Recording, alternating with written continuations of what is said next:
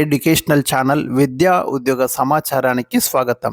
Daily GK and current అఫైర్స్లో ఇవాళ 419 వీడియోలో ఉన్నాం. ఈరోజు 10 ఇంపార్టెంట్ క్వశ్చన్స్ మనం కరెంట్ అఫైర్స్ నుంచి డిస్కస్ చేయబోతున్నాం విత్ స్టాక్ జీకే. మరి ఇలాంటి డైలీ అప్డేట్స్ కోసం ఛానల్ని సబ్స్క్రైబ్ చేసుకోండి, ప్రతిరోజు ఫాలో కండి. 10 క్వశ్చన్స్ మీకు వస్తాయి. చాలా ఇంపార్టెంట్ క్వశ్చన్స్ ఇవి. General knowledge, general awareness, general studies, current affairs ప్రతిదీ కూడా అప్డేటెడ్ ఇన్ఫర్మేషన్ అయితే ఇవ్వడం అనేది జరుగుతుంది. ఇక ఈరోజు క్వశ్చన్ నెంబర్ 1 వచ్చేసి మనకి నేపాల్ అధ్యక్ష భవనం పేరేమిటి? రీసెంట్గా మనకు నేపాల్ న్యూస్లోకి వచ్చింది. అక్కడ రాజకీయ అధికారం చేంజ్ అయిపోయింది. కొత్త ప్రధానమంత్రిగా బాలేంద్ర షా ఎన్నికయ్యారు. మరి ఆ సందర్భంగా ఈ క్వశ్చన్ తీసుకున్నాను. నేపాల్ అధ్యక్ష భవనం పేరైతే శీతల్ నివాస్ అంటాము. నేపాల్ ప్రధానమంత్రిగా ఎన్నికైంది మాత్రం బాలేంద్ర షా. క్వశ్చన్ నెంబర్ 2 ఇక్కడ ఇచ్చాను ఆల్రెడీ. నేపాల్ నూతన ప్రధానిగా ఇటీవల ఎవరు నియమితులయ్యారు? బాలేంద్ర షా. డేట్ వచ్చేసి మనకి 2026 మార్చి 28న అంటే అధికార ప్రమాణ స్వీకారం చేయడం జరిగింది. పార్టీ రాష్ట్రీయ స్వతంత్ర పార్టీ. అతి చిన్న వయసులో నేపాల్కి ప్రధానమంత్రి. మొత్తం గెలుచుకున్న స్థానాలు 182. క్వశ్చన్ నెంబర్ 3 కేంద్ర ప్రభుత్వం ఇటీవల వినియోగదారుల ధరల సూచిక కన్జ్యూమర్ ప్రైస్ ఇండెక్స్ అంటాం. మరి దీనికి ఆధార సంవత్సరంగా ఏ సంవత్సరాన్ని తీసుకుంది? ఇలాంటి బేస్ ఇయర్స్కి సంబంధించి మీరు ఖచ్చితంగా గుర్తుంచుకోవాలండి. ఎందుకంటే ప్రతిదానికి ఆధార కొన్ని మీరు ఇండియన్ ఎకానమీ చదివేటప్పుడు ఈ బేస్ ఇయర్స్ మీద డిఫరెంట్ టైప్స్ ఆఫ్ క్వశ్చన్స్ ఉంటాయి. సో రీసెంట్గా మనకు చేంజ్ అయింది. కన్జ్యూమర్ ప్రైస్ ఇండెక్స్ యొక్క ఆధార బేస్ ఇయర్ 2024 తీసుకున్నారు. 2012 ప్లేస్లో 2024 తీసుకున్నారు, గుర్తుంచుకోండి. క్వశ్చన్ నెంబర్ 4 2025-26 సంవత్సరానికి గాను యునెస్కో గుర్తింపు కోసం నామినేట్ చేయబడ్డ ప్రదేశం ఏమిటి ఇండియాలో? 2025-26 ఇయర్ కోసం మనకు యునెస్కో జాబితాలో చేర్చడానికి ఇండియా నుంచి నామినేట్ చేయబడ్డ ప్రదేశం వచ్చేసి ఏది అనేది ఇక్కడ క్వశ్చన్ అండి. సారనాథ్ని అయితే మనకు నామినేట్ చేయడం జరిగింది. సారనాథ్ మనకు ఉత్తరప్రదేశ్లో వారణాసికి దగ్గరగా ఉందండి. ఇది ప్రాచీన బౌద్ధ క్షేత్రం. మనకు లయన్ క్యాపిటల్ అశోకుడు ఏదైతే వేయించిండో దాన్ని జాతీయ చిహ్నంగా తీసుకున్నాం, అది సారనాథ్లోనే ఉంది. అంతేకాకుండా మోస్ట్ ఇంపార్టెంట్ బిట్ ఏంటిదంటే ఇక్కడ గౌతమ బుద్ధుడు జ్ఞానోదయం పొందిన తర్వాత, బీహార్లోని బోధిగయలో జ్ఞానోదయం పొందిన తర్వాత తన మొట్టమొదటి స్పీచ్ అయితే ఇక్కడ ఇవ్వడం జరిగింది సారనాథ్లో. అందుకే బౌద్ధం పుట్టింది ఎక్కడ అంటే జవాబు వచ్చేసి మనకి సారనాథ్ అండి. సో అంత ప్రాశస్త్యం ఉన్నటువంటి ప్లేస్, హిస్టారికల్ ప్లేస్ సారనాథ్. దీన్ని యునెస్కో జాబితాలో చేర్చాలని ప్రపోజ్ చేయడం అనేది జరిగిందండి. అక్కడ ఇచ్చిన స్పీచ్ని మనం ధర్మచక్ర పరివర్తన అంటాం. గౌతమ బుద్ధుడు తన 5 శిష్యులకి ఫస్ట్ టైం ఇక్కడ స్పీచ్ ఇస్తాడు. మృగదావనం అనే ఇంకొక పేరు కూడా దీనికి ఉంది. ఇక 2026-27 కోసం కూడా ఒక ప్లేస్ నామినేట్ చేశారు ఇండియా నుంచి. జింకింగ్ జ్రీ అంటాము. ఇది రబ్బరు చెట్టు వేర్లతో నిర్మించిన వంతెన. మీకు మేఘాలయ రాష్ట్రంలో ఇలాంటి లివింగ్ రూట్ బ్రిడ్జెస్ అంటాం, సజీవ వేర్ల వంతెనలు. మొత్తం మీకు చెట్ల వేర్లతోటి బ్రిడ్జెస్ అనేవి అక్కడ కనెక్ట్ చేయబడి ఉంటాయి. సో ఈ వంతెనలు మనకు ఈ మేఘాలయలో ఉన్న కాశీ మరియు జయంతియా గిరిజన తెగలు నిర్మిస్తారు. ఈ చాలా ఇంపార్టెంట్ అండి. ఈ ట్రైబ్స్ మీద ఖచ్చితంగా క్వశ్చన్ వస్తుంది. మేఘాలయలో ఉన్న ట్రైబ్స్ ఎవరని, కాశీ తెగ ఏ రాష్ట్రానికి చెందిందని నెంబర్ ఆఫ్ టైమ్స్ క్వశ్చన్స్ అడిగింది ఇక్కడ. ఈ లివింగ్ సజీవ వేర్ల వంతెనలు ఏ రాష్ట్రంలో ఉన్నాయి? సో చాలా ఇంపార్టెంట్ అండి. స్టాఫ్ సెలక్షన్ కమిషన్లో కూడా ఒక క్వశ్చన్ అయితే వచ్చింది. ఈ వంతెనలను పైకస్ ఎలాస్టిక్ లేదా ఇండియన్ రబ్బర్ ట్రీ వేర్ల నుండి తయారు చేస్తారు.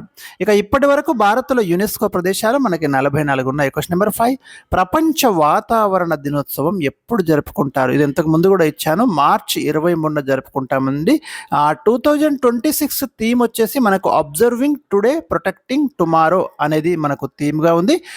మనకి ప్రపంచ వాతావరణ సంస్థ ప్రధాన కార్యాలయం జెనీవాలో ఉంది. ఇది 1950 మార్చి 23న ఏర్పాటు చేయబడింది. క్వశ్చన్ నెంబర్ 6 షహీద్ దివస్ అమరవీరుల దినోత్సవం ఎప్పుడు జరుపుకుంటారనే ప్రశ్న ఇచ్చాను. మార్చి 23 అండి. ఎందుకంటే మనకి 1931 మార్చి 23న లాహోర్ కుట్ర కేసుకు సంబంధించి లాహోర్ జైలులో బ్రిటిష్ ప్రభుత్వం 3 గొప్ప విప్లవ వీరులను ఉరితీసింది. వాళ్ళు ఎవరంటే 1 భగత్ సింగ్, 2 శివరాం రాజ్గురు, 3 సుఖ్దేవ్ థాపర్. ఎందుకంటే దానికి రీజన్ కూడా ఉంది.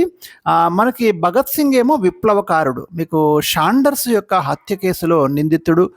షాండర్స్ ఒక బ్రిటిష్ అధికారి అండి. లాలా లజపతి రాయ్ మీద లాఠీ చార్జ్ చేసి చంపేయడం జరిగింది. దానికి ప్రతీకారంగా శాండర్స్ చంపుతారు. భగత్ సింగ్, రాజ్గురు, సుఖ్దేవ్. భగత్ సింగ్ యొక్క స్లోగన్ ఇంక్విలాబ్ జిందాబాద్ అనే స్లోగన్ ఇస్తాడు.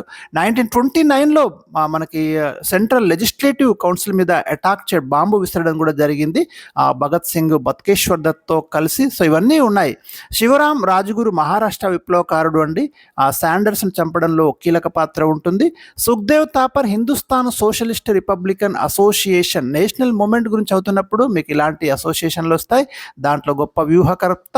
మనకి 1928లో అక్టోబర్లో సైమన్ కమిషన్ వచ్చింది. అంటే అప్పుడు బ్రిటిష్ ప్రభుత్వము భారతదేశంలో అడ్మినిస్ట్రేటివ్ రిఫార్మ్స్ కోసం ఈ కమిషన్ని అపాయింట్ చేయడం జరిగింది.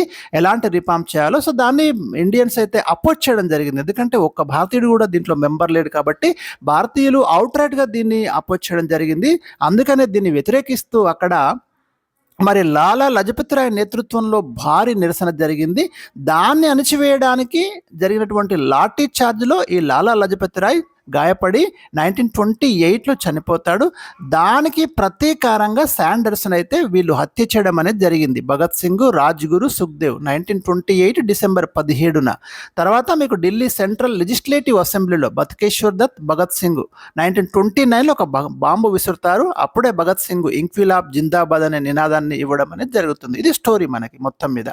సో మొత్తం మీద నెక్స్ట్ క్వశ్చన్ వచ్చేసి మనకి అత్యధిక కాలం ప్రభుత్వాధినేతగా ఉండి ఎవరు రికార్డు సృష్టించారు? ప్రధానమంత్రిగా, ముఖ్యమంత్రిగా రెండు కలిపి తీసుకున్నప్పుడు నరేంద్ర మోదీ ఈ రికార్డు సృష్టించారు. 8,931 రోజులు మార్చి 22, 2026 నాటికి కంప్లీట్ చేయడం జరిగింది. సో మనకి అంతకంటే ముందు అత్యధిక కాలం ముఖ్యమంత్రిగా పనిచేసిన వ్యక్తి పేరిట రికార్డు సిక్కిం మాజీ సీఎం పవన్ కుమార్ చామ్లింగ్ పేరిట ఉందండి. 8,930 రోజులు. అయితే ప్రధానమంత్రి మరియు సీఎం కలిపినప్పుడు మాత్రం నరేంద్ర మోదీకి ఈ రికార్డు అనేది దక్కింది. ఎందుకంటే ఫస్ట్ టైం 2001 అక్టోబర్ 7న గుజరాత్ సీఎంగా నరేంద్ర మోదీ ప్రమాణ స్వీకారం చేయడం జరిగింది.